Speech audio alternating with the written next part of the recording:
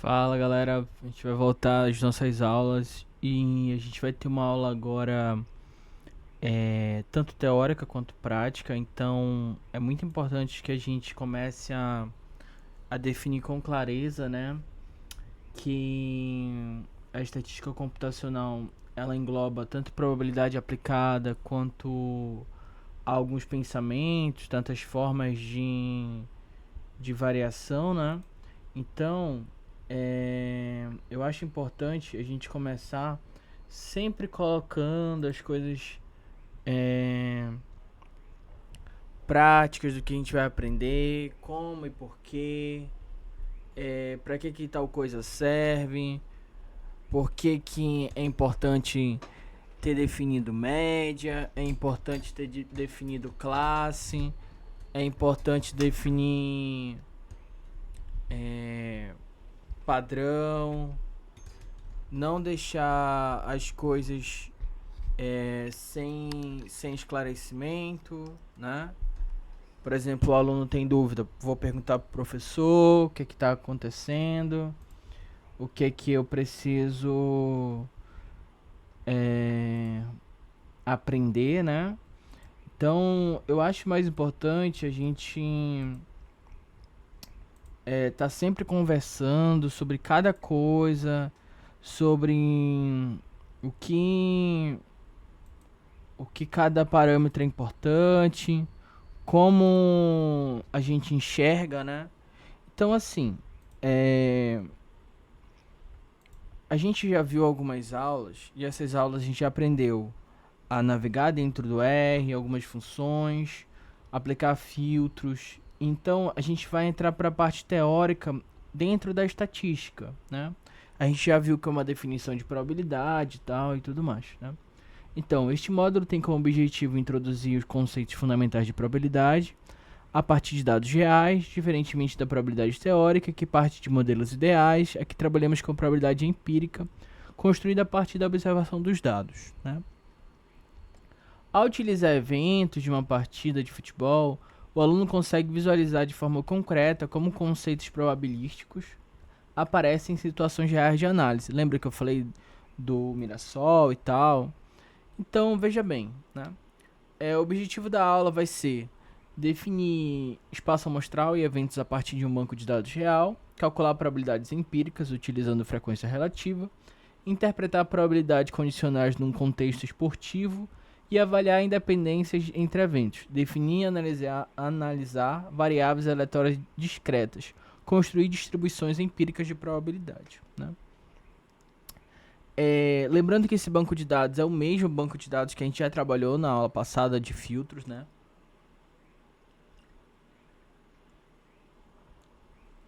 Então a gente está bem mesmo familiarizado com ele, né? Por isso que a gente teve esse gap aí de uma semana ou 5 dias, né? Da nossa última aula.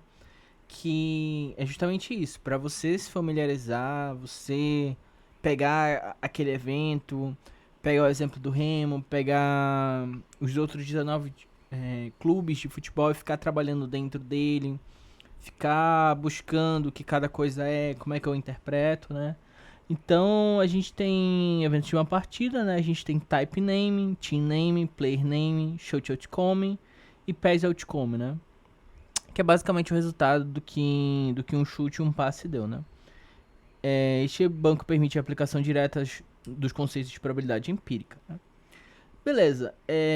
O que é importante aqui deixar bem claro? Esse é um banco de dados da StatBombs, mas também a gente pode pegar diversos bancos de dados que possuem essa estrutura que a gente vai trabalhar também, né? Que vai ter passe, chute, falta, bolas recuperadas e entre outras maneiras de se trabalhar, tudo bem? Também acho importante a gente ficar sempre evoluindo, trabalhando ecossistemas, né, que sejam eficientes. Então vamos lá. Nesse contexto, cada linha do banco de dados representa um resultado possível de um experimento aleatório, uma ação realizada durante o jogo. Portanto, o espaço amostral não é composto por números abstratos, mas por ações reais, como passes, chutes, faltas e interceptações, né? Essa definição é essencial, pois todas as probabilidades calculadas ao longo da aula dependem diretamente desse conjunto. Espaço amostral, a gente tem pode ser, no caso, definido como um conjunto de todas as ações registradas, né? Só que a gente pode também pegar uma amostra dentro desse nosso espaço amostral. A gente pode pegar passes e chutes. A gente tem duas, digamos assim, duas possibilidades. Então até acho importante você anotar isso, que toda vez que acontece um passe ou um chute, por exemplo, se acontecer mais passes dentro da pequena área, a probabilidade de sair um chute é maior. Então, essa é uma famosa evidência, né, que a gente pode registrar, né? E aí, beleza, cada observação representa o resultado possível do experimento aleatório. Definição de eventos. Exemplos de eventos. A ação é um passe, né? B, a ação é um chute. C, o passe é completado. D, o chute resulta em gol, né? Que é o que eu falei, pô, mais passes assertivos, mais chance de chegar na área do adversário, né? E aqui, lembrando que A é uma variável, né, que é igual a DF, né? DF é meu banco de dados, que também pode ser, eu posso nomear ele como série B, né? Dependendo da minha ilustração como tá o meu banco de dados, né? Então eu já quero que você entenda que isso é uma definição. Então eu tenho DF como um banco de dados, né? Eu tenho um filtro, né, de cifrão type.name. Type.name é a nossa variável que está entre passes, né? Nosso B é a nossa segunda variável para chute, né? Lembra quem é o nosso type name, né? São os tipos de variáveis. Então eu tenho um tipo de ação aqui, ó. Tudo bem? Então, o que eu vou buscar? Eu tenho uma probabilidade empírica que, por definição, a probabilidade empírica baseia-se na frequência relativa observada dos dados. Ou seja, quanto mais vezes um evento ocorre em relação total de observações, maior será a sua probabilidade estimada. Em análise de dados esportivos, esse tipo de probabilidade é fundamental, pois os dados refletem comportamentos reais e não cenários idealizados. A probabilidade empírica de um evento A é dada por P, né, entre parênteses A, igual a uma determinada definição, né, do que a gente está trabalhando.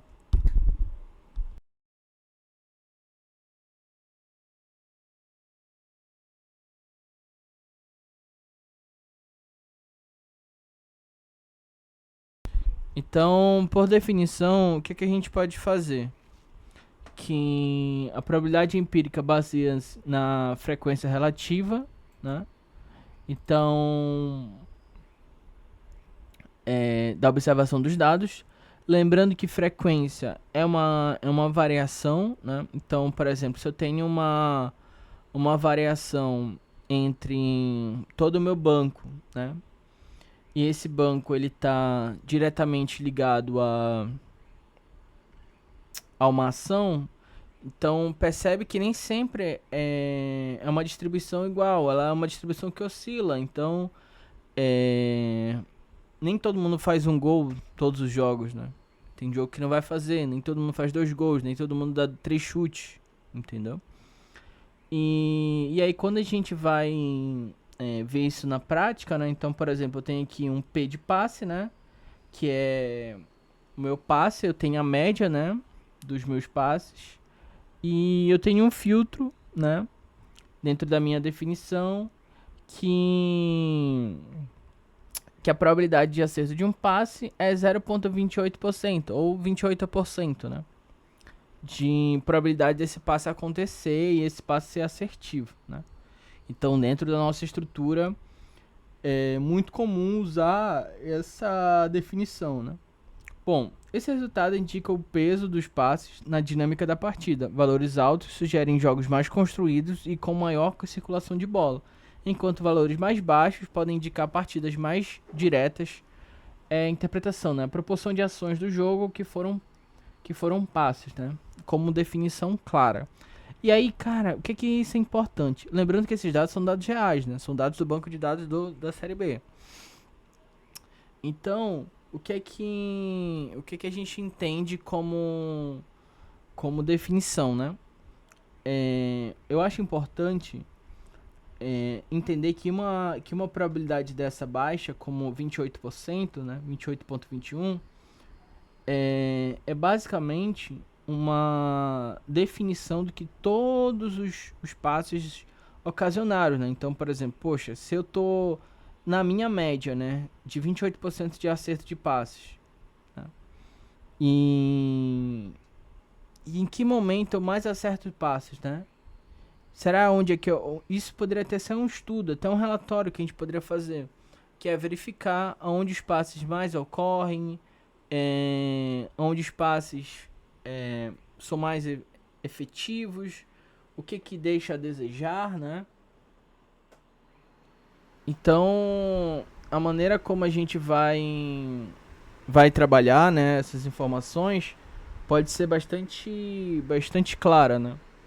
Um outro ponto importante também é o número de controle, né, de, de valores, né? Então, por exemplo, poxa, o que eu queria deixar bem claro, que quando a gente for na prática, é colocar em vista a seguinte maneira: o quanto é aceitável, né? Quanto é aceitável acertar passes, quanto é aceitável errar passes, né? É...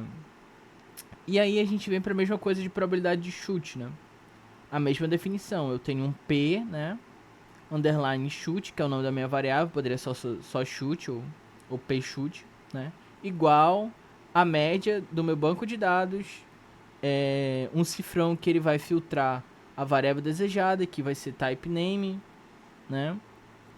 Um duplo igual para me chegar até a variável que eu quero, no caso a variável que ela tá em linha, né? Vou fazer um subfiltro e validar a minha informação. E aí tu percebe que 8,7% dos chutes são efetivos, né? Então tem grande grande erro, né, desses chutes não acontecerem, né? Que é um grande problema. Então, ou seja, o que é que vai acontecer com a nossa definição, né? Quando eu tô trabalhando a minha estrutura de definição, principalmente quando eu vou definir o que é correto, né? Eu preciso dar uma condição para isso. Então, por exemplo, eu tenho uma probabilidade condicional. A probabilidade condicional permite restringir a análise a um subconjunto do espaço amostral. Em vez de considerar todas as ações do jogo, analisamos apenas aquelas que satisfazem uma condição prévia. Esse conceito é amplamente utilizado em análise de desempenho, pois permite avaliar a eficiência e não apenas volume de ações, né? E aí a gente tem a probabilidade do gol dado, um chute, né? Então eu tenho um filtro aqui. Esse filtro ele poderia ser também porcentagem maior que porcentagem, né? Então é o que a gente já usa normal. Um filter, né, para type name, que a gente tem a nossa definição. E aí tem, né, a probabilidade do gol dado, né, ou do chute dado, né? É a média de chutes, né, por um cifrão de chute outcome, que no caso é chute assertivos, né? A gente tem aqui, né, que é o nosso resultado do chute, né? Chute outcome name, né? E a gente vai voltar pra cá, né? Tudo bem. E aí a gente tem a definição de gol, né? Eu tenho a resposta 0.079 e essa minha definição ela vem como: dado que ocorreu um chute, qual é a chance de ser gol? Esse valor é uma medida direta de eficiência ofensiva. Mesmo que uma equipe chute muitas vezes, uma probabilidade baixa de gol pode indicar má seleção de finalizações ou baixa qualidade das oportunidades criadas, né? Um exemplo de probabilidade de passe certo, né? É a mesma definição, só muda a variável, tá vendo? Então, por exemplo, eu tenho aqui eu estou usando chute e aqui eu vou usar passe, né? Lembrando que eu não vou precisar usar um filtro de definição, né? Porque ele não tem uma categoria, mas ele tem o resultado desse passe a partir de um filtro, né? E aí eu removo as NAs, né? Não acho necessidade de botar NA. E eu tenho já um passe certo de 0,78%, né? A probabilidade do passe certo. Em eventos conjuntos, né? Eventos conjuntos representam situações em que duas condições são satisfeitas simultaneamente. Esse tipo de análise permite responder perguntas mais específicas, combinando contexto e ação. No futebol isso é especialmente útil para separar comportamentos por time, né? Jogador ou zona do campo. Exemplo, passe realizado pelo Curitiba, né? Você pode usar o time que você quiser aqui, desde que tenha dentro do banco de dados, né? E aí eu tenho um passe Curitiba, né? Que ele vai ver a média da distribuição dos passes, né? E realizado por esse time. Então eu tenho 0.015, né? Para definição, né? Esse exemplo introduz o conceito de interseção de eventos, né? Eventos que são... A palavra não é contínuos, mas se eu fosse pegar esses eventos e contar eles me mostrariam claramente o que cada função bem definida está fazendo, né? E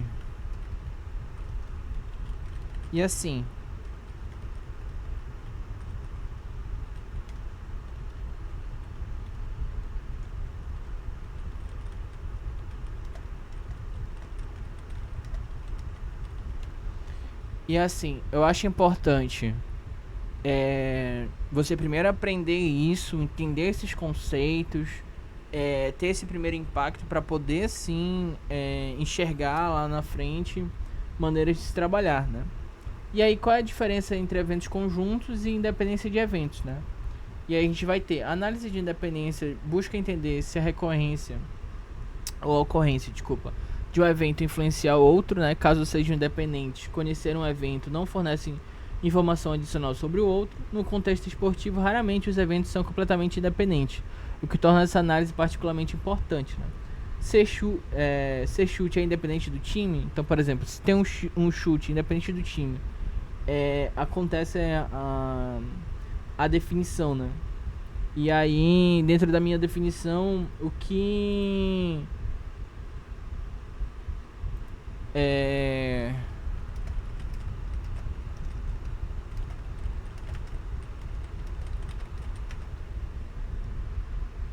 E aí, o que eu acho importante, né? Aqui poderia ser um outro time, né? Por exemplo, eu vou gerar aqui um outro time, que aí a gente vai entender o que claramente está acontecendo. Por exemplo, eu tenho aqui, por definição, né? Tá Coritiba. Mas aí nesse caso eu nem preciso saber se é Coritiba ou não, porque independente do time, ele vai fazer a diferença da probabilidade. Então, por exemplo, eu tenho aqui a probabilidade de chute, a probabilidade de Curitiba. Então é 0.0046, né? Então, por exemplo, se forem diferentes, os eventos são independentes. Então, por exemplo, se são diferentes, os eventos são independentes, né? São muito discrepantes um do outro. Quando eu vou ver variáveis aleatórias discretas, ao definir uma variável aleatória discreta, estamos transformando eventos do jogo em uma variável quantitativa. Isso permite resumir o comportamento dos jogadores e equipes por meio de médias, distribuições e comparações. Eu vou deixar essa segunda parte aqui para a segunda aula, tudo bem? Não, eu já vou acabar. Já vou acabar. Então, bora lá terminar. Uma variável aleatória discreta associa o número de cada resultado do experimento. Exemplo, número de chutes por jogador, né? Eu tenho chutes por jogador igual ao meu banco de dados, um filtro para os tipos de variáveis, né? A variável que eu aplico é chute, né? E eu vou contar por jogador. Então, por exemplo, em média, dentro de uma esperança matemática, né? O chute por jogador de um total de 16, né? Então, a esperança matemática não representa um valor que necessariamente ocorrerá, mas sim uma referência média. Ela é especialmente útil para comparar jogadores ou equipes ao longo de várias partidas, né? Então, por exemplo, se tá dados tomados 2-2, ou se cada partida, lembra que cada partida ela tem média, né? Qual é a diferença da média para a esperança? A esperança pode ser uma expectativa de um valor estimado, né? Muito semelhante ao expected, né? Na literatura brasileira tá mais ou menos assim. Então eu tenho a esperança matemática não representa um valor que necessariamente ocorrerá, mas na distribuição empírica de probabilidade temos a distribuição dos tipos de ações, né? Novamente, eu estou usando um count, né, para contar, né? Então eu vou ter um mutate, ou seja, eu vou quebrar as linhas e fazer duas linhas dessas informações. E aí eu vou somar elas e dividir pelo tamanho delas. Então cada valor representa a probabilidade empírica de ocorrência de uma ação. Isso aqui é uma atividade para você fazer, né? E aí eu quero que você faça essa atividade para a gente trabalhar, né? Criar dúvidas, né? Tem que estudar para ter dúvidas. Se não estuda, você não tem dúvidas. Então até a nossa próxima aula.